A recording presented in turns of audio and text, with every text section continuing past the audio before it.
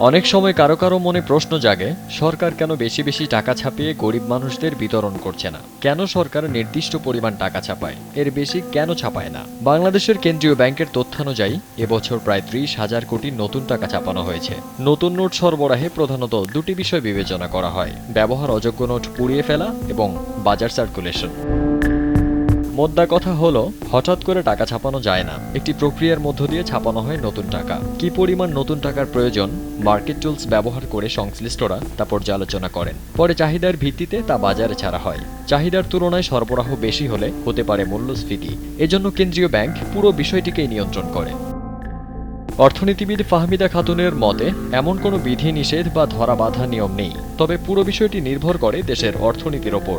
বাজারে অর্থের প্রবাহ বেড়ে গেলে মূল্যস্ফীতি বেড়ে দ্রব্যমূল্য বাড়তে পারে, যা জীবনযাত্রার খরচ বাড়িয়ে দেবে। তাই একটি নতুন টাকা ছাপানোর ক্ষেত্রে ভারসাম্য রাখতে হয়, অর্থনীতির গতি ঠিক রাখতেই।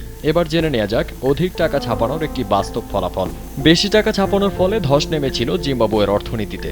বেশি টাকা ছাপানোর ফলে আজকের ১০০ টাকার দ্রব্য জিম্বাবুয়েতে আগামীকাল কিনতে হয়েছিল ১৯৮ টাকায়। তাই অর্থনীতিবিদদের মতে, একটি দেশের অর্থনৈতিক উন্নয়নের জন্য বেশি করে মুদ্রা ছাপানো কোনো বুদ্ধিমানের কাজ নয়। এক্ষেত্রে যতটা সম্ভব উৎপাদন বৃদ্ধি করা উচিত। তাতে মুদ্রাস্ফীতিও সীমিত পর্যায়ে থাকবে এবং দ্রব্য সামগ্রী থাকবে মানুষের ক্রয় ক্ষমতার মধ্যেই।